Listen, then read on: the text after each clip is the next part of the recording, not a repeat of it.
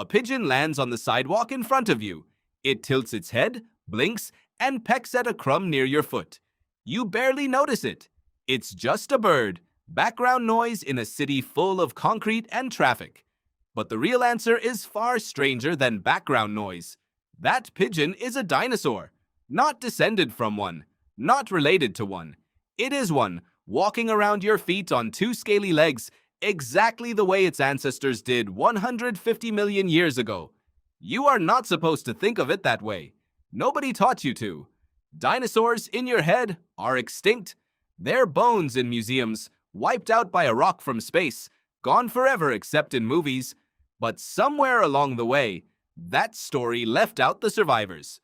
For most of the 20th century, scientists believed dinosaurs and birds were only distant cousins at best, two separate branches that happened to look a little alike.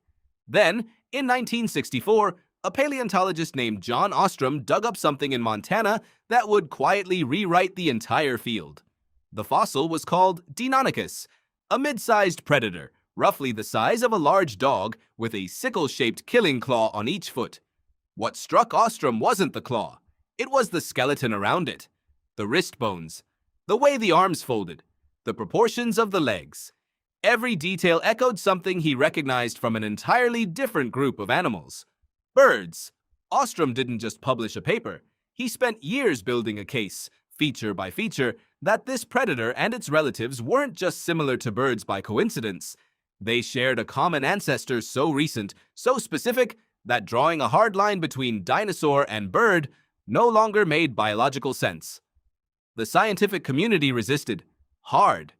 For decades, this idea sat at the edges of paleontology. Interesting but unproven, the kind of claim other scientists nodded at politely and then ignored. What finally broke the resistance wasn't more anatomy. It was feathers. Actual feathers, preserved in stone. In the 1990s, farmers in Liaoning Province, China, began turning up fossils in fine-grained volcanic ash, the kind of rock that preserves the softest details instead of destroying them. Paleontologist Xu Xing became one of the central figures working through this flood of specimens, and what he and his colleagues found was almost impossible to argue with. Small theropod dinosaurs, animals with no wings and no ability to fly, covered in fuzzy feather-like filaments. Not scales reimagined as feathers by an artist's guess. Actual feather structures, fossilized directly onto the bone, on dinosaurs that lived tens of millions of years before anything we'd call a bird existed. Feathers, it turned out, didn't evolve for flight. They evolved first for something else entirely: insulation, display, maybe both, and only much later did some lineages repurpose them into wings. Here's the moment that should genuinely stop you. If feathers came before flight and skeletal structure was already bird-like in ground-dwelling predators, then birds didn't appear after dinosaurs as some entirely new invention.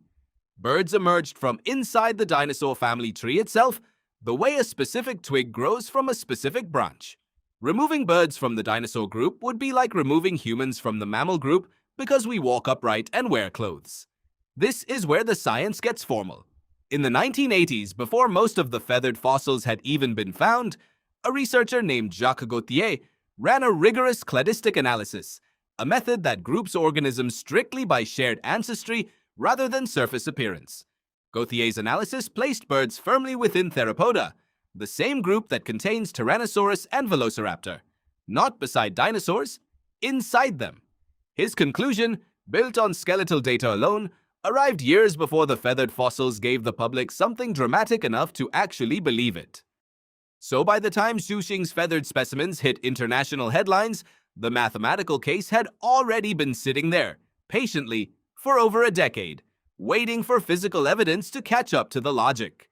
Why does this matter beyond a technicality of classification? Because it means the mass extinction 66 million years ago didn't erase dinosaurs. It erased almost all of them.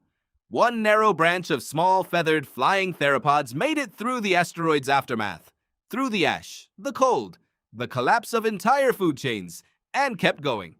Every hawk circling above a highway, every sparrow in a hedge, every chicken on a farm is the direct, unbroken continuation of a lineage that also produced Tyrannosaurus rex.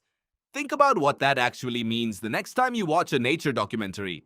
The T-Rex on your screen, jaws the size of a doorway, is not some alien creature from a vanished world with no connection to anything alive today. It is, in a very real evolutionary sense, an enormous extinct cousin of the crow sitting on your windowsill. Same family tree, same basic body plan, scaled up to horrifying proportions. Strip away 66 million years and a great deal of size, and the skeleton of a Tyrannosaurus and the skeleton of a chicken share a working blueprint eerily similar in its layout. Hollow bones, a wishbone, hinged ankles built the same way. This is the part that quietly rewires how you should look at the modern world. Extinction, in the popular imagination, means total disappearance. A line crossed, a species gone, full stop. But the dinosaur story shows something messier and more interesting. Extinction can be almost total and still not complete. A group can lose 99% of its diversity and keep existing, disguised, thriving in a form nobody expects, doing things its ancestors never did, like migrating thousands of miles or singing at dawn from a telephone wire. There's a strange comfort buried in that idea, and also a warning. Comfort, because it means catastrophic loss doesn't always mean total erasure, that a lineage can survive an extinction event by being small, adaptable, and quietly unremarkable rather than dominant. Warning, because it means the animals doing best after a catastrophe are rarely the impressive ones. The giants died. The flashy predators died. What made it through was small, feathered, and easy to overlook. Exactly the kind of creature you'd walk past on a sidewalk without a second glance. Which brings you back to that pigeon. It isn't a leftover from the age of dinosaurs, some faded echo of something grander.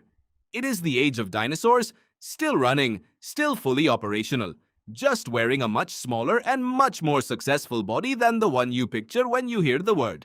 Over 10,000 species of living dinosaurs exist right now, more species than there are mammals, spread across every continent on Earth, including Antarctica. You've simply been trained your whole life to call them something else.